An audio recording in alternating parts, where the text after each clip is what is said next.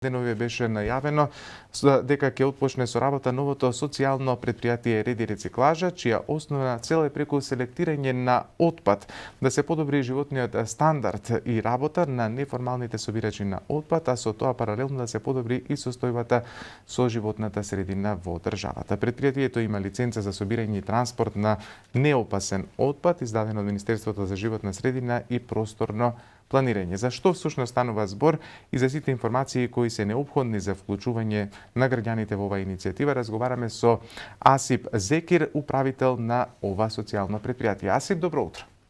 Добро утро, Александар, до вас и до гледачите на утрински брифинг. Реди рециклажа е социјално предпријатие кое ќе се занимава со примарна селекција на отпадни суровини, пластика и хартија, кои се придобивките од функционирањето на ова предпријатие и која е примарната цел на неговото работење? Пред да ви одговорам на прашањето, би сакал да ви се заблагодарам за поканата да бидам дел од вашата утринска програма. Реди Recycling, односно Реди рециклажа, е, како што напоменавте, веќе социјално предпријатие кое што има за цел да ги организира и формализира индивидуалните собирачи на отпад преку воспоставување на систем за примарна селекција на отпад во стамбените објекти и компании. Всушност и самиот повик за мапирање на стамбените згради и компании е дел и од нашата визија. Визијата на Реди рециклажа е креирање на социјално предпријатие кое што ќе биде раководено од собирачите на секундарни суровини, при тоа користење на циркуларната економија за рециклирање на секундарни суровини. Сега, за успешно спроведување на нашата визија, го поделивме процесот на имплементација во 3 фази, каде што првата фаза всушност е собирање и транспорт на неопасен отпад и самата оваа фаза всушност е мапирање на стамбени објекти, згради како што напоменав, каде што ние ќе поставуваме наши канти за селекција на отпад во мапираните стамбени објекти и истите ќе ги сервисираме преку организиран начин на собирање на секундарни суровини кои што ќе бидат спроведени од страна на нашите собирачи од Реди. Морам да напоменам дека при транспортот на отпадот, односно на секундарните суровини, ќе користиме електрични трицикли кои што дополнително ќе придонесуваат кон намалување на загадувањето, меѓутоа и кон почиста и животна средина. На самиот почеток споменавме дека станува збор за социјално предпријатие. Тоа ќе значи дека ќе се вработат лицата кои досега се занимаваат со собирање, селектирање и рециклирање неформално и на тој начин обезбедуваат екзистенција. Имате ли информација колку вакви луѓе на овој начин обезбедуваат екзистенција и тука би ве прашал дали испитавте каков е интересот кај нив токму да се вклучат во работата на ова предпријатие? Вака, значи, неформалната бројка на неформални собирачи кои што фигурираат во Скопје е приближно околу 1500.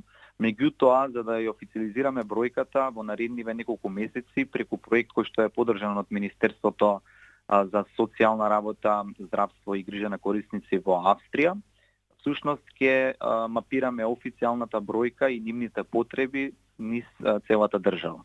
Со оглед на нивните потреби, секако ќе може да се изјасниме која е официјалната бројка и кои се навистина нивните потреби.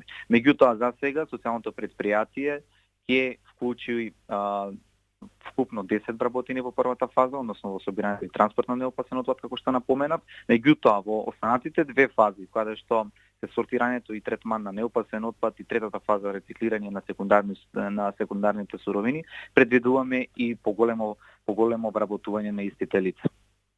Дека ќе работите во 3 фази, односно спроведувањето на планот е поделен во 3 фази. Во првата фаза, кои општини ќе ги покријате, односно ќе ги обслужувате? Јасно. Значи, пред се, бидејќи веќе пилотиравме една слична иницијатива во соработка заедно со Сдруженијето Голгрин, заклучивме дека всушност жителите од општините Аеродром и општина Карпош всушност се најголем дел од пријавените, барем во тогашниот период. И затоа веќе повикот е застегнат и веќе е концентриран кон овие 2 општини, меѓутоа не значи дека не може да се прошири мрежата. Со самото пријавување на станарите, односно на зградите, ќе воочиме всушност дали треба да се прошири целата мрежа во останатите општини или ќе започнеме сега само со општина Карпош и општина Аеродром, а во наредните месеци ќе се прошириме и во останатите општини на Скопје. Имате ли предвидено колку домаќинства ќе бидат вклучени во оваа прва фаза и какви се вашите очекувања, колку отпад би се собирало на годишно ниво? А нашата цел всушност е мапирање на околу 400 стамбени објекти и со оглед на повикот кој што веќе е отворен неколку дена имаме пријавено околу 90 и имаме мапирано околу 200 со претходната иницијатива која што беше во соработка со Сдруженијето Go Green. За точната официјалната количина на собран отпад не можеме сега да најавиме, бидејќи се уште тоа е неофицијален податок за нас, меѓутоа според бизнис моделот на социјалното предпријатие се отвклучува само држливост. Тоа значи дека генерираните приходи ќе ги покријат оперативните трошоци во предпријатието. Така.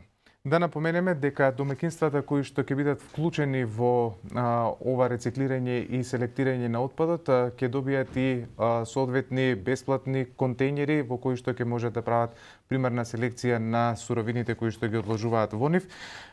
Колку често ќе сервисирате, односно ќе поминувате, ќе гравитирате низ општината за да ги празните, да го собирате отпадот од овие контејнери?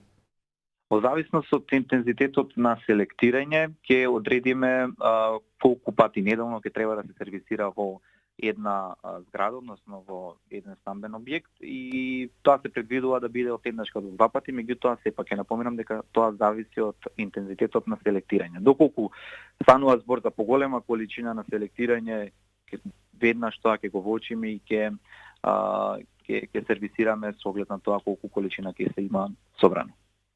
Со собраниот отпад. Да. Дали се слушаме?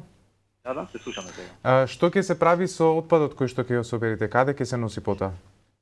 Така, бидејќи моментално немаме наше складиште, всушност ние собираме и транспортираме неопасен отпад во складиштата каде што имаме подпишано соработка, односно тоа се складишта кои се регистрирани според законот, имаат лиценца од Министерството за животна средина. Тоа е првиот процес на имплементација, меѓутоа вториот процес, односно фаза, ќе вклучува и складиште кое што ќе биде во сопственост наше и ќе можеме да ги транспортираме секундарните суровини директно во нашето складиште, каде што ќе имаме дополнително сортирање и третман на истиот. А се пијасти, благодарам за ова вклучување во утринскиот брифинг. Еве ние ќе упатиме како утрински брифинг еден повик до сите оние граѓани кои се заинтересирани да се вклучат во оваа програма и да придонесат со селектирање на отпадот во заштита на животната средина. Благодарам и на поканата.